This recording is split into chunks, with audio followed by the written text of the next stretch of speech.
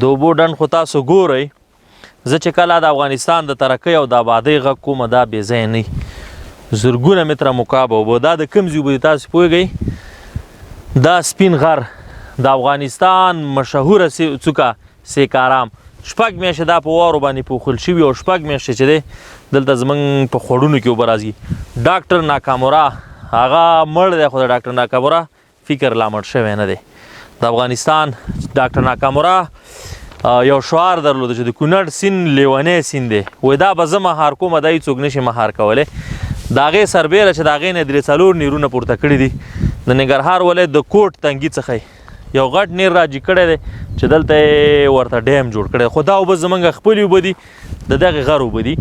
زما د ټیک ټاک ملګرو دا هغه دی چې څومره کسان زما دا ویډیو ګوري زموږ دا ټیک ټاک د سره فالو کوي چې تر څو د وطن د آبادۍ او د ترقۍ ویډیوګان تاسو ته رسي. خو څه وایي چې دا وطن پرخې لري، ګارې لري، دښتې لري. نو په دې اوبو باندې به دا دښتې دا به ودانېږي، دا تورې تیږې به په شنو تیږو بدلېږي، دا خړې خاورې به په شنو چمنونو باندې بدلېږي. او دلته به انشاءالله تعالی دلته به ونې، دلته به آبادي، دلته به ښکلاګانې. نو ډاکټر ناکامورا دی چې چا شهید کړی دی خو د ډاکټر ناکامورا فکر شهید نشو کړی.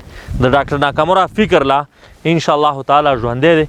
که دې طرف ته وګورو بیا د غټ ساختماني کارونه روان دي انشاءالله تعالی تاسو په دې ویډیو کې وګورئ.